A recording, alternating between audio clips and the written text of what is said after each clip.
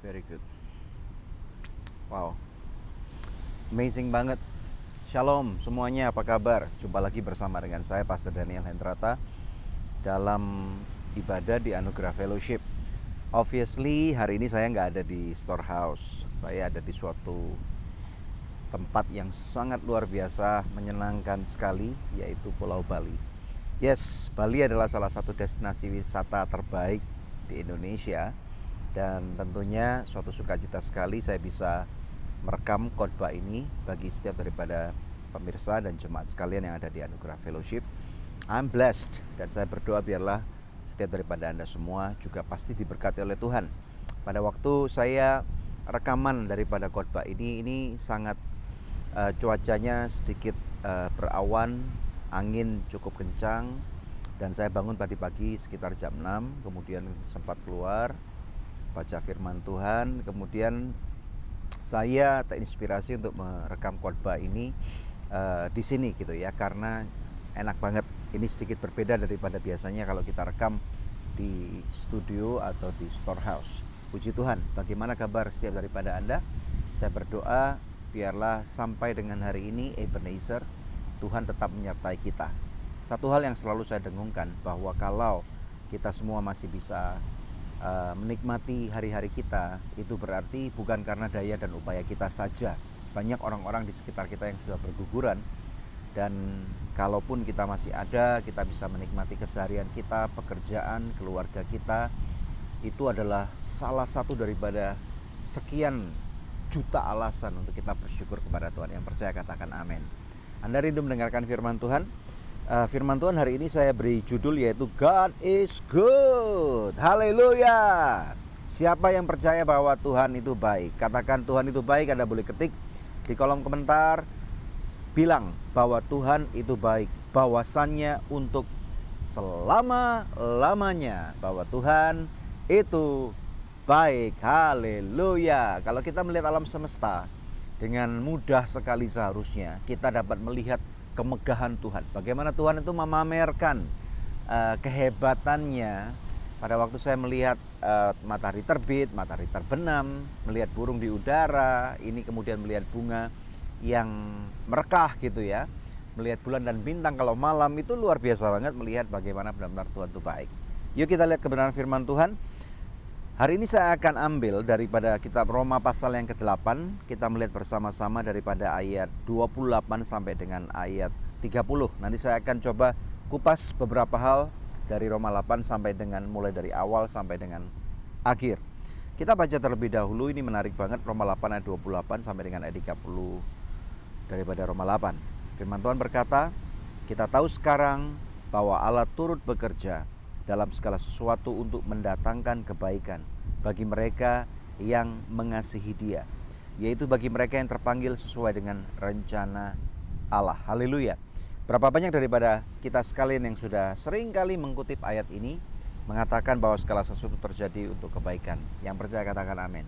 Secara pribadi, I'm a very strong believer bahwa Tuhan itu punya intervensi yang luar biasa, dan Tuhan gak pernah lepas kendali. Semakin saya melayani Tuhan, semakin saya berjalan bersama dengan Tuhan, saya melihat ada satu patron yang sangat istimewa di dalam kehidupan, bukan cuma saya, tetapi istri saya, anak-anak saya, orang-orang yang Tuhan percayakan untuk saya gembalakan di gereja, orang-orang yang saya kenal, atau bahkan mereka yang mengatakan bahwa hidup tidak mudah, tetapi ada satu hal, ada satu fine print. Mungkin bukan fine print ya, tetapi satu handprint atau satu tanda tangannya Tuhan. Bagaimana di dalam hal-hal itu Tuhan menunjukkan kemuliaannya melalui kehidupan kita. Di sini dikatakan kita tahu sekarang, berarti dulunya kita nggak tahu. Tetapi pada waktu kita berjalan bersama dengan Tuhan, maka kita akan tahu. Saya nginap di sebuah hotel. Hotel ini saya pengen nginap di sini udah cukup lama, kira-kira mungkin let's say 4 bulan gitu ya. Salah satu alasannya karena saya memikirkan kalau saya pergi ke Bali untuk berlibur bukan cuma dengan istri tapi dengan anak. Kalau liburan dengan istri itu namanya honeymoon, kalau liburan dengan anak itu namanya family holiday, itu kita harus pisahkan. Nah, tentunya kalau pergi dengan istri, hotelnya mungkin bagi saya pribadi nggak terlalu cocok di tempat seperti ini. Walaupun menyenangkan, ada pantainya, ada kolam renangnya, suasana indah banget. But I'm going to look for something more intimate, something more quiet gitu kalau kami pergi berdua. Nah, tetapi kemudian kalau dengan anak, maka saya akan mikirkan kira-kira aktivitas apa yang kami bisa menikmati bersama, terutama yang anak saya bisa nikmati. Can you imagine that? Saya sebagai seorang papa dunia saja bisa memikirkan seperti itu, apalagi Tuhan. Nah, memang saya belum pernah pergi ke hotel ini sebelumnya. Saya cuma bisa melihat di internet, reviewnya dan yang lain-lain, dan saya rasa ini cukup baik gitu ya. Tetapi itu tidak bisa mengkomprehensikan keseluruhan aspek. Saya tidak bisa merasakan sesungguhnya bagaimana luar biasanya kalau saya duduk di pinggir pantai di pagi hari menikmati matahari terbit. Dan indahnya tempat ini, pada waktu saya datang ke sini, kemudian saya baru berkata, now I know, aku tahu sekarang. Nah, seperti itulah penjabaran daripada pembukaan di ayat 28 ini. Dan dikatakan di sana bahwa Allah turut bekerja dalam segala sesuatu. Nah, pemirsa sekalian, tentunya saya pernah berinteraksi dengan beberapa daripada Anda, waktu jemaat-jemaat sekalian yang mengatakan, Pak, tunjukkan bahwa Tuhan itu baik. Bagaimana mungkin saya bisa tahu bahwa Tuhan tetap baik kalau misalnya saya tetap atau sedang mengalami kondisi-kondisi yang mengalami keterpurukan. Saya masih ingat banget pada waktu di awal tahun 2020 ya, kasus-kasus COVID mulai meningkat sekitar akhir Januari, awal Januari dan yang lain-lain. Dan itu membuat kita bingung, tidak tahu apa yang sedang terjadi. Kemudian memasuki bulan Maret, ibadah terakhir dari ACS, ibadah dari anniversary yang kedua, dan besoknya kita semua harus istilahnya itu kebaktian online. Sampai kemudian kita terus menjalani, tidak tahu, dan beberapa pada waktu kebaktian saya pernah berkata, yuk layani Tuhan. Punyai semangat seakan-akan bagaimana kalau ini adalah pelayanan kita yang terakhir. Nah, dengan cara seperti itu, wow, it's really amazing. Saya percaya masing-masing kita akan punya satu statement atau satu experience yang kita bisa katakan bahwa wow, that was amazing. Apalagi pada saat itu ada begitu banyak tiba-tiba orang-orang yang kena COVID, dan ada begitu banyak orang-orang yang dipanggil Tuhan, dan obatnya juga belum ketahuan. Dan kemudian saya masih ingat salah satu jemaat yang saya pimpin kena COVID gitu ya, dan dia adalah seorang pemain musik. Kami tidak tahu kalau dia juga kena COVID obviously. Habis melayani di bidang PW, kemudian ini hari Minggu ya, dan kemudian tamu pembicara itu lagi naik khotbah, dia WA saya, Pak, saya kepalanya sakit banget, gak kuat, saya harus pulang gitu. Saya bilang oke. Nah, kemudian 2 hari setelah itu positif COVID. Dia mengatakan, Pak, tolong beritahukan kepada saya bahwa Tuhan itu tetap baik. Dan kemudian tentunya saya cuma bisa berdoa dari telepon. Kita cuma face call atau FaceTime atau WA call gitu ya. Kemudian puji Tuhan, seluruh keluarganya juga kena COVID. Bahkan ibu mertuanya meninggal. Ada kala di mana kehidupan kita itu benar-benar helpless. Saya yakin Anda pun juga pernah mengalami. Tapi kemudian orang ini sembuh, seluruh keluarganya, istrinya juga sembuh, anak-anaknya juga sembuh, semuanya akhirnya mengalami pemulihan kesehatan. Nah, kemudian saya juga mau bercerita tentang kondisi putri saya. Ya, kalau Anda sering ikuti kebaktian di hari Minggu, maka kemungkinan Anda juga pernah mendengarkan apa yang saya akan ceritakan ini. Puji Tuhan, putri saya dan Pastor Debbie, namanya Angel. Saat itu dia lagi kuliah di Singapura, mengambil sebuah mata kuliah, yaitu perfilman. Dan puji Tuhan, kami bisa mengirim dia untuk sekolah di Singapura karena dia menerima satu scholarship dalam rupa sponsorship. Nah, pada waktu akhirnya COVID terjadi, 2 daripada sponsorship yang memberikan sponsorship buat putri kami itu akhirnya menyatakan mundur karena kesukaran ekonomi. Tentunya sebagai hamba Tuhan, saya tidak punya bargaining power untuk mereka, karena saya juga tidak mengambil bagian dalam bisnis mereka, dan saya tahu bahwa bisnis was very very tough. Right. Dana yang kami punya pada waktu itu hanya cukup semestinya itu untuk menyelesaikan sekitar sampai dengan bulan April atau Mei 2020 ya. Nah, pada waktu itu anak saya akan segera memasuki tahun terakhir, tahun ketiga untuk menerima gelar S1-nya dari sekolah perfilman itu. Wah, kami bingung nih, kalang kabut, tidak tahu apa yang harus kami lakukan. Nah, kemudian kami tentunya mulai berdoa, mulai mencari kehendak Tuhan, dan kemudian kami mulai membuat rencana. Dan di dalam rencana itu kami mengatakan, Angel, kamu harus pulang karena Mami Daddy nggak bisa biayai kamu, tidak memungkinkan karena pelayanan juga semua jadwal 1 tahun selama 2020 itu semua dibatalkan ya. Jadi keuangan tentunya bukan cuma kalian yang mengalami kesukaran, tetapi kami juga mengalami kesukaran sebagai hamba Tuhan. Tetapi pada waktu akhirnya Angelin mengatakan, ini tahun terakhir, apakah tidak bisa diperjuangkan? Kami mengatakan pulang dulu deh, nanti pulang waktu kamu Agustus atau September akan mulai kuliah lagi, baru kamu akan pergi ke Singapura. It was very tough. Kami bersitegang gitu ya, dan saya percaya apa yang kami alami juga banyak dialami oleh banyak daripada pemirsa sekalian, tidak sedikit daripada Anda yang bahkan kehilangan pekerjaan dan yang lain-lain. Nah, namun ini yang terjadi.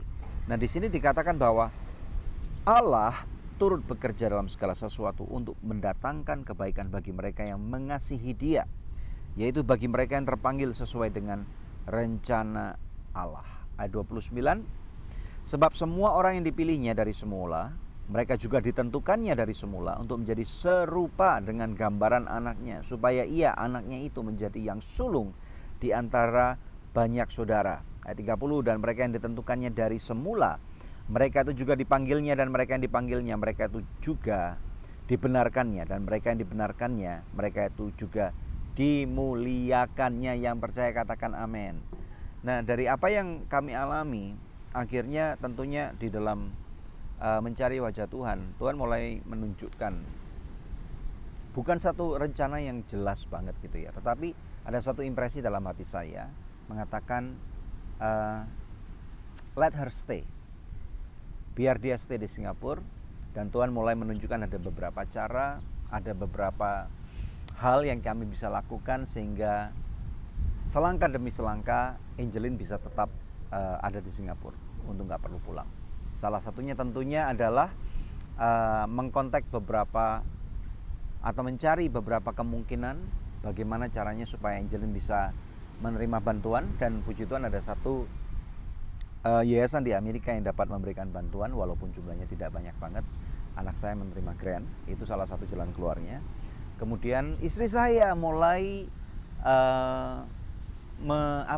di dalam talentanya memasak, dia mulai jualan makanan online, open PO. Banyak daripada ibu-ibu mungkin juga Anda mulai open PO pada waktu itu, dan kemudian dari sedikit daripada penghasilannya itu kemudian disisihkan untuk bisa membantu Angelin. Dan bahkan ada orang-orang yang bahkan memberikan berkatnya, orang-orang yang tidak kami harapkan gitu ya. Sehingga akhirnya fast forward, hari ini adalah bulan Juni 2021. And guess what guys, ada 2 orang yang tadi saya kisahkan. Tadi orang yang kena COVID itu kemudian di awal tahun, di pertengahan, kemudian beberapa bulan tentunya akhirnya dia mengalami pemulihan kesembuhan. Dan kemudian tiba-tiba usahanya mengalami booming yang luar biasa, dan sehingga dia mengatakan ini dari COVID menjadi profit. Ternyata pada waktu dia tergolek di rumah sakit, ternyata ada beberapa klien-klien yang mencari dia, dan kemudian mulai istilahnya percaya akan bisnis yang mereka tawarkan, dan kemudian bisnis mulai bergulir, dan kemudian ternyata lebih banyak orang yang meresponi, lebih banyak lagi, dan akhirnya benar-benar tuh dari COVID menjadi profit. Luar biasa banget, sehingga akhirnya beberapa kantor cabang bisa dibuka di saat orang-orang downsizing dan bahkan tidak bisa melanjutkan bisnisnya. Luar biasa banget. Segala kemuliaan tentunya hanya bagi Tuhan. Bagaimana dengan putri saya? Sampai dengan hari ini kalau saya bisa saksikan di hadapan kalian semua, segala kemuliaan hanya tentunya milik Tuhan saja.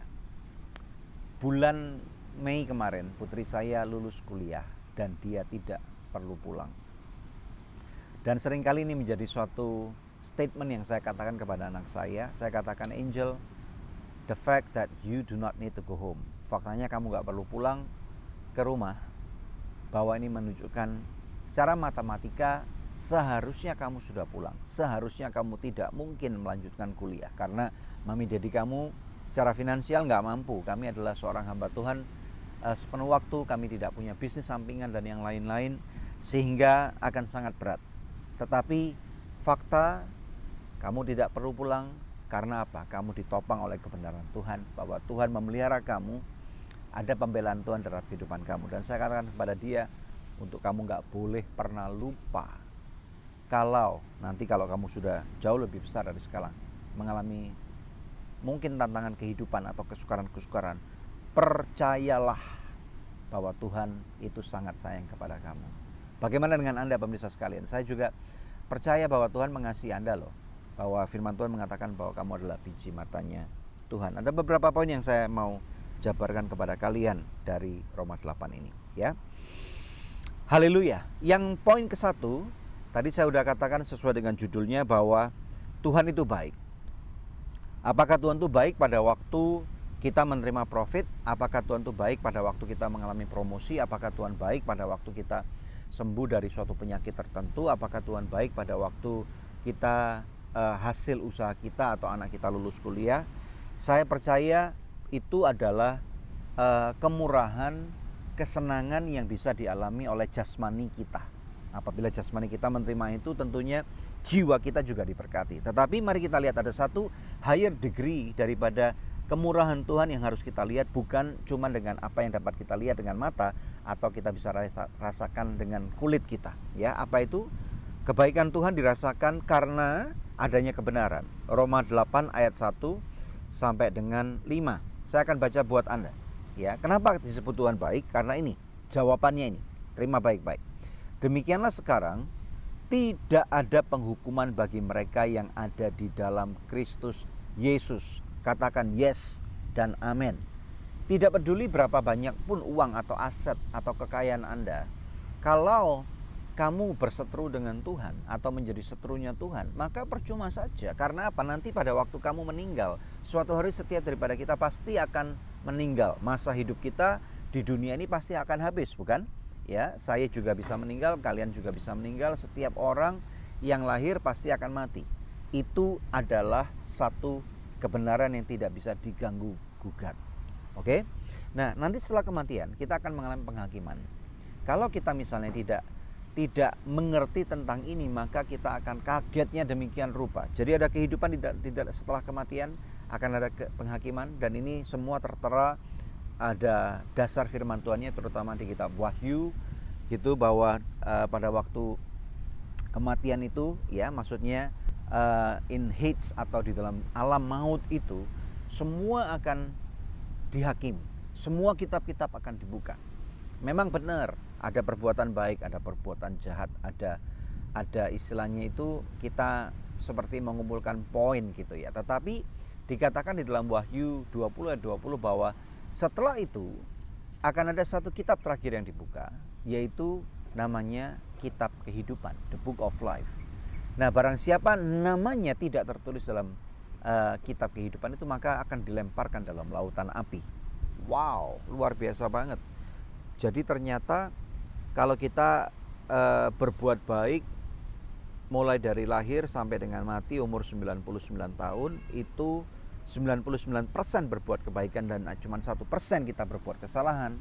Artinya kita juga akan dilempar dalam lautan api kalau nama kita tidak tercatat dalam kitab kehidupan. Nah, bagaimana nama kita bisa tercatat dalam kitab kehidupan? Tidak lain tidak bukan adalah ini, terima Roma 8 ayat pertama. Sekali lagi saya akan baca buat kalian. Dikatakan demikianlah sekarang tidak ada penghukuman bagi mereka yang ada di dalam Kristus Yesus.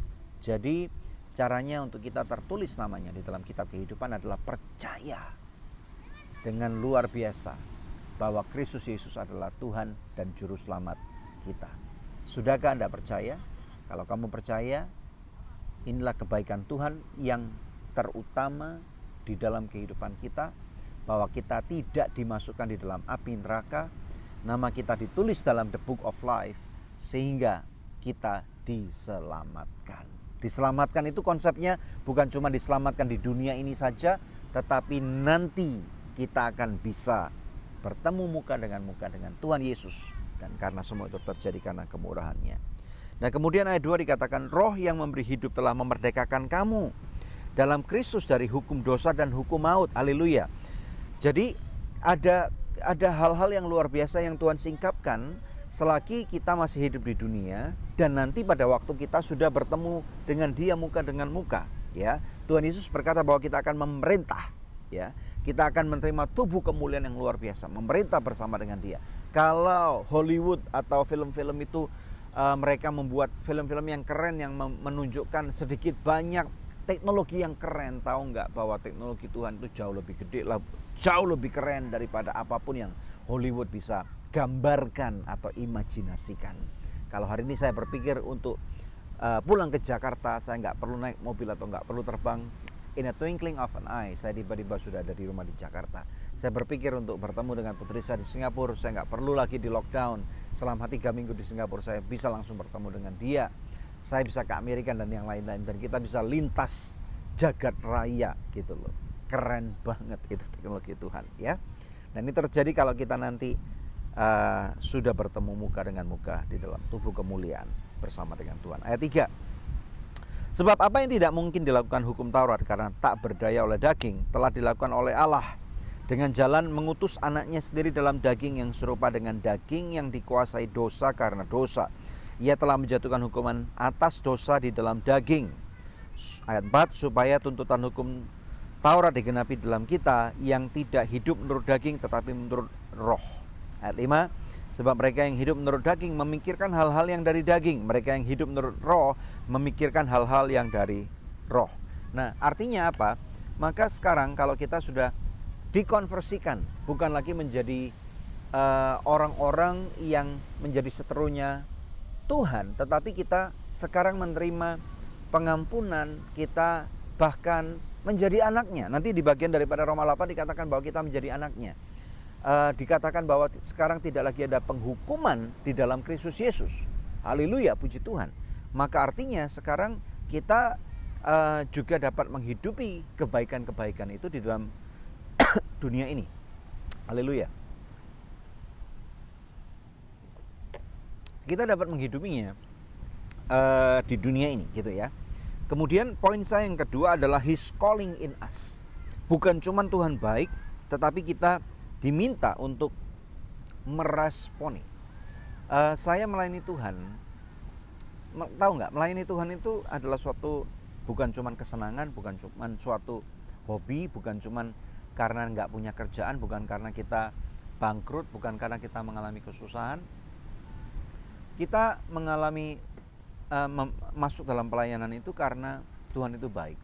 Memang awal mulanya kita cuma mau meresponi, tetapi kemudian saya terbawa arus lebih dalam lagi sampai akhirnya saya pernah membuat statement excitement dalam pelayanan, melihat bagaimana waktu itu, ya, waktu saya baru awal-awal pelayanan, saya menjadi seorang penerjemah bersama dengan istri saya juga penerjemah, dan kemudian kami sering mengiring banyak hamba-hamba Tuhan dari luar negeri, dari Singapura, Malaysia, Australia, Belanda, Amerika gitu ya, dan negara-negara lain untuk berkhotbah bukan cuma di gereja-gereja besar, tapi juga bahkan di kota-kota kecil, di desa-desa, di KKR, bahkan KKR lapangan. Dan kemudian melihat bagaimana orang-orang itu bertobat, bagaimana hamba-hamba Tuhan itu bisa berdoa, dan pada waktu mereka berdoa tiba-tiba orang mengalami lawatan Tuhan yang luar biasa. Mereka mengalami pertobatan. Bagi saya itu overwhelming banget. Bagi saya itu wow, it's mind blowing gitu. Dan kemudian saya melihat bahwa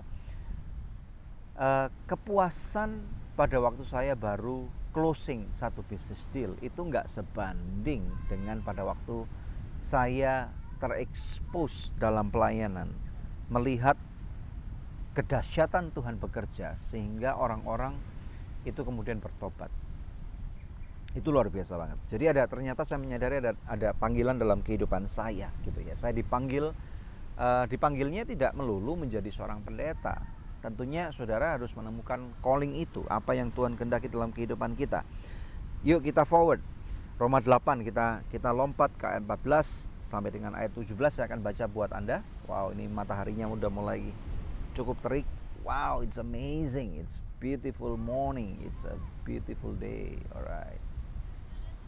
Menyenangkan banget ini ya. So nice. I love morning sun. Biasanya kalau di Jakarta saya cuma bisa sepedaan. Dan tetapi ini luar biasa banget gitu ya. Di sana ada beberapa keluarga yang lagi main pasir dengan anak-anaknya. What a blessing to witness all this. Roma 8:14 sampai dengan 17. Semua orang yang dipimpin Roh Allah adalah anak Allah. Ini tadi yang saya katakan.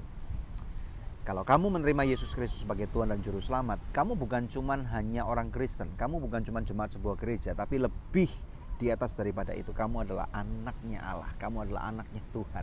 Loh, bedanya apa dengan Yesus anak Allah dengan kamu anak Allah atau saya anak Allah? Yesus itu sebagai kepala daripada segala sesuatu, kita adalah bagian daripada tubuhnya. Jadi kita tidak melebihi Tuhan Yesus, kita tidak setier level dengan Tuhan. Karena dia kepalanya, kita tubuhnya. Tetapi kita juga tetap menjadi bagian daripada anak-anak Allah gitu ya. Dan ayat 15, sebab kamu tidak menerima roh perbudakan. Jadi kita sekarang ini ada kebangkitan di dalam roh kita. Ada infiltrasi daripada Roh Kudus yang jumpstart us gitu. Tiba-tiba kita menjadi hidup ya.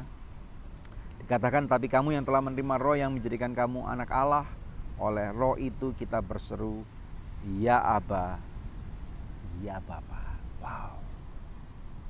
Bayangkan Tuhan semesta alam, pencipta langit dan bumi, jagat raya dan segala macam isinya. We got to call him Father, we got to call him Dad, kita bisa manggil dia Papa.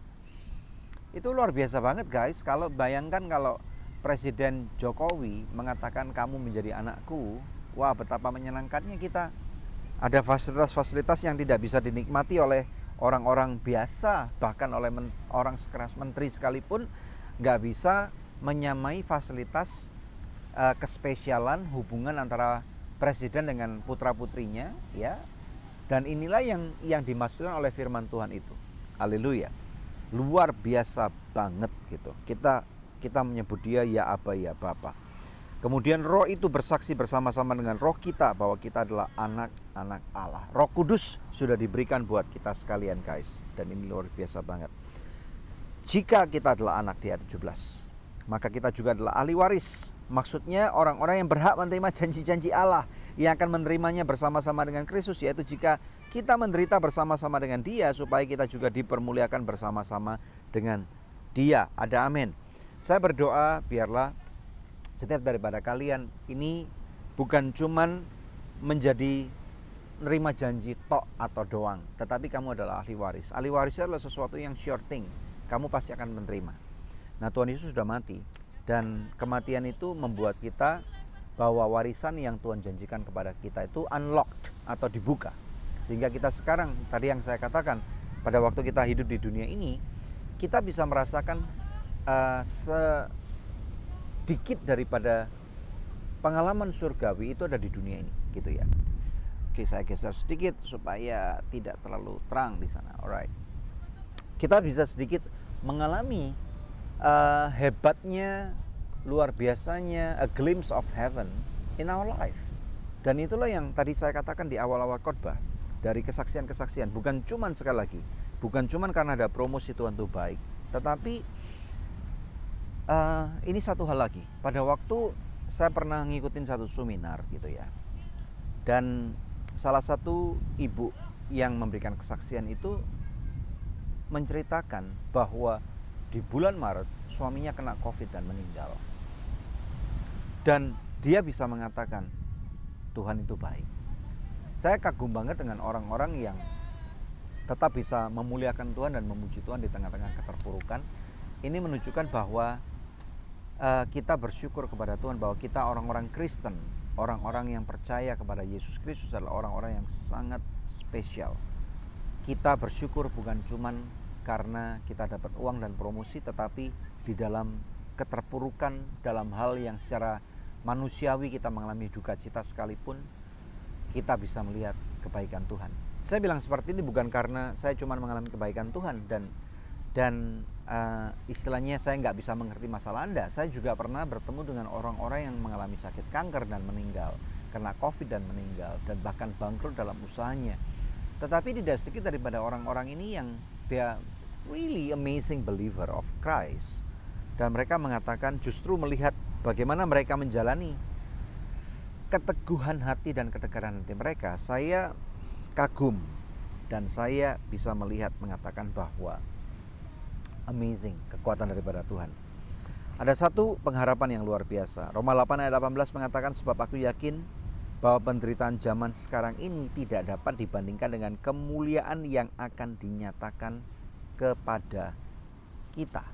Wow. It gives a lot of hope. Bahwa kalaupun kamu sekarang belum menerima jawaban kamu menderita, percayalah bahwa Tuhan tidak pernah meninggalkan saudara sekalian. Saya berdoa selagi Anda misalnya lagi menjalani setiap kesukaran dan tantangan-tantangan kehidupan, percayalah bahwa ada kekuatan. Sebagai orang Kristen, kita tidak bisa istilahnya meminta Tuhan untuk menengking masalah kita, mengusir problema-problema kita. Ingat loh, bahwa Tuhan Yesus aja tidak menengking salibnya. Tetapi Tuhan Yesus juga malah berkata, kalau kamu adalah muridku, maka kamu akan deny yourself, menyangkali dirimu, ya. Berarti istilahnya menyangkali diri itu bukan kamu membohongi dirimu aja, tetapi kamu mengatakan walaupun aku lemah, tetapi aku kuat dalam Tuhan. You deny yourself, kemudian you pick up your cross. Ada salib dalam kehidupanmu yang Tuhan mau kamu angkat gitu ya, kamu bawa menuju ke kemuliaan gitu. Tuhan Yesus tidak pernah berdoa untuk salibnya disingkirkan, tetapi dia harus naik di atas kayu salib itu dan disalibkan, mati buat saudara dan saya, supaya kita orang-orang yang tidak mempunyai pengharapan itu bisa menerima kemuliaan yang luar biasa daripada Tuhan. Yang percaya katakan amin, haleluya. Poin berikutnya adalah bahwa Tuhan konsisten. Kekonsistenan Tuhan ini sangat luar biasa banget. Kalau kita melihat alam semesta ini, bukan alam semestanya yang konsisten. Alam semesta itu diciptakan dalam suatu mekanisme ilahi yang luar biasa, dan kemudian akhirnya dia secara, saya bisa katakan bukan cuma automation, tetapi tangan Tuhan turut bekerja, sehingga ada satu ayat dalam firman Tuhan mengatakan bahwa bulan bintang tidak saling bertumbukan. Luar biasa banget gitu. Itu kalau nggak tangan Tuhan yang menata jagat raya, ataupun kalau misalnya kalian pernah lihat foto-foto daripada Hubble teleskop, betapa indahnya nebula-nebula atau apapun juga, itu tangan Tuhan melukis dengan cara yang luar biasa, ya. Dan Tuhan sangat konsisten. Matahari itu dibuat terbit di pagi hari, never fails. Terbit dari timur dan terbenam di barat. Ada hujan ataupun gak ada hujan, matahari tetap muncul gitu ya, walaupun mungkin ditutup dalam mendung. And like this, I'm really enjoying my morning gitu ya.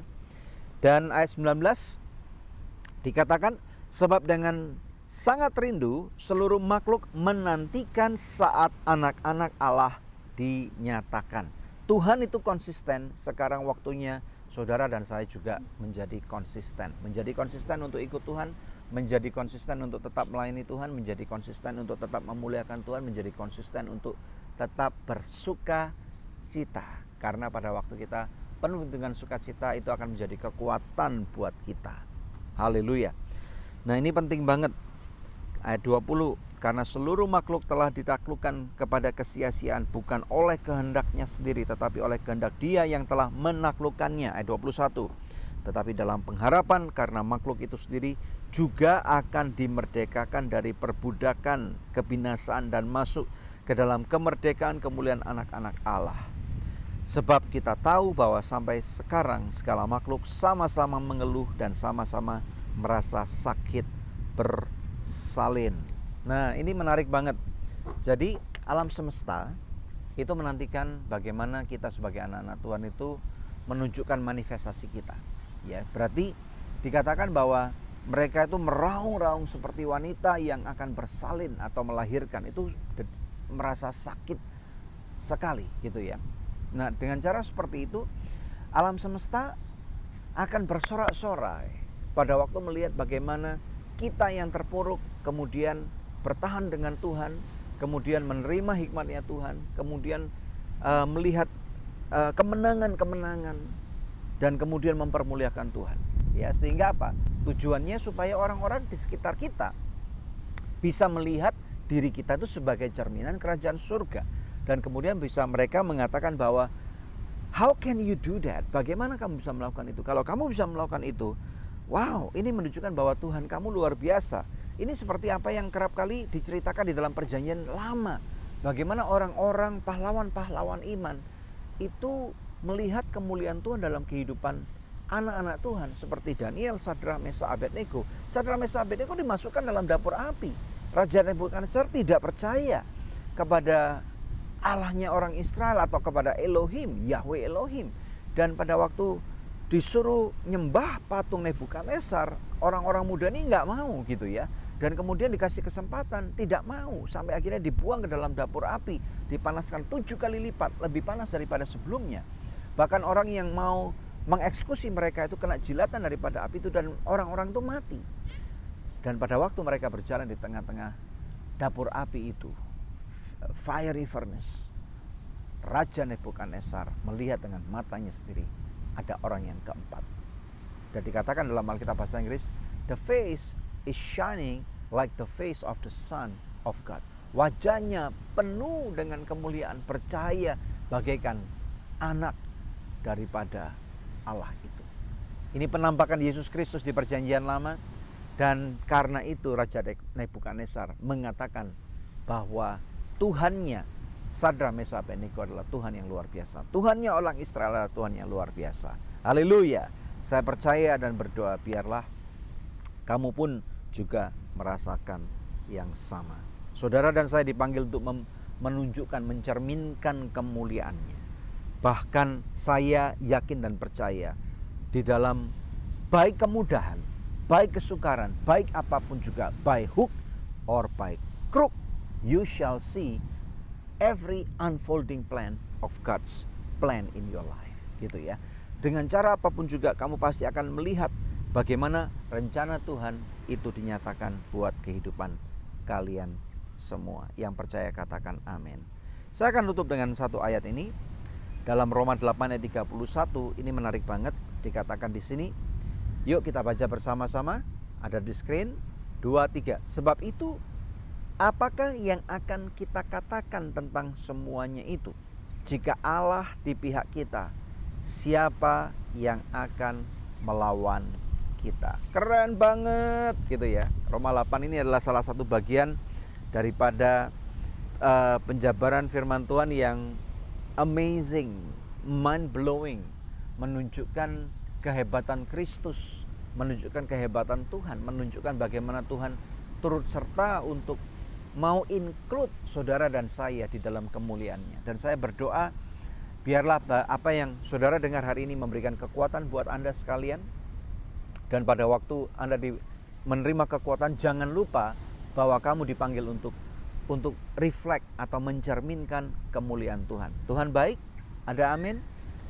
Saya tidak tahu apa yang menjadi tantangan dalam kehidupan Anda, tetapi percayalah bahwa berjalan bersama dengan Tuhan, kamu pasti akan sanggup melaluinya. Kamu pasti akan sanggup melaluinya. Kamu pasti akan sanggup melewatinya.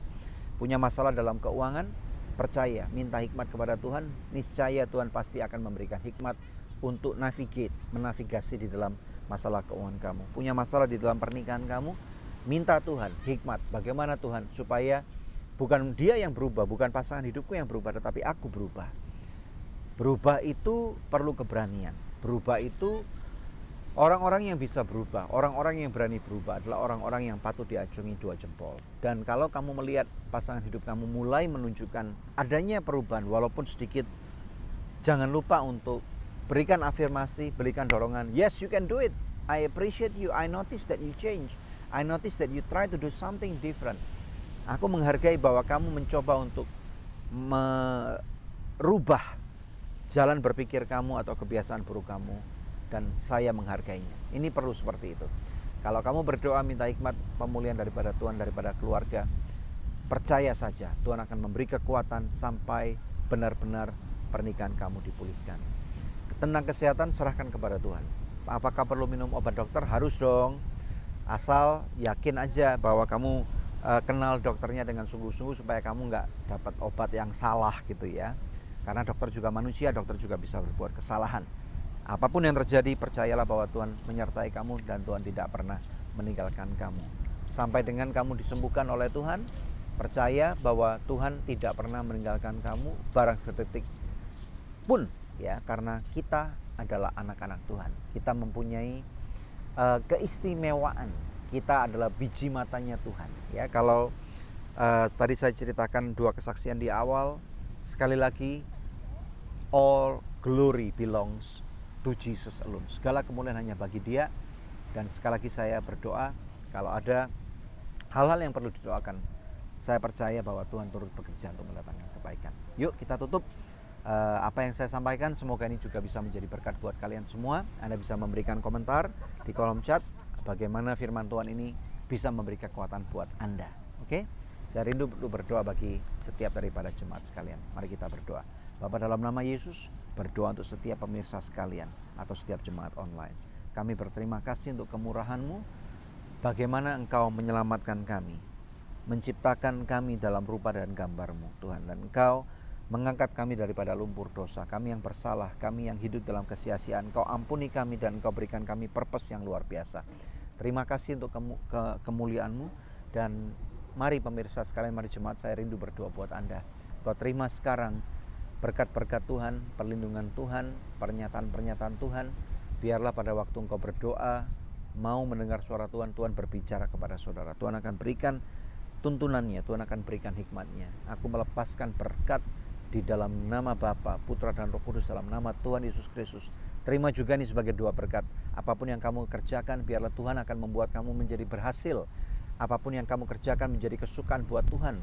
Ada favornya Tuhan, ada kemurahan, ada kemudahan-kemudahan yang Tuhan akan berikan dan bukakan bagi saudara. Engkau terima sekarang dalam nama Tuhan Yesus Kristus. Yang percaya dan sudah diberkati Tuhan, katakan amin. Haleluya. Sampai jumpa di ibadah anugerah fellowship berikutnya. Terus bertahan di dalam Tuhan, jangan pernah menyerah, tetap gunakan protokol kesehatan. Saya di sini pun juga tetap menggunakan protokol kesehatan ya. Pakai masker dan yang lain-lain. Ini physical distancing, ini di sini lagi sepi pagi ini, nggak banyak orang yang ada di sini. And I am going to enjoy my morning sun. Right. God bless you. Woo. Beautiful. Nice. Blessed. Hallelujah. Woohoo. God bless you.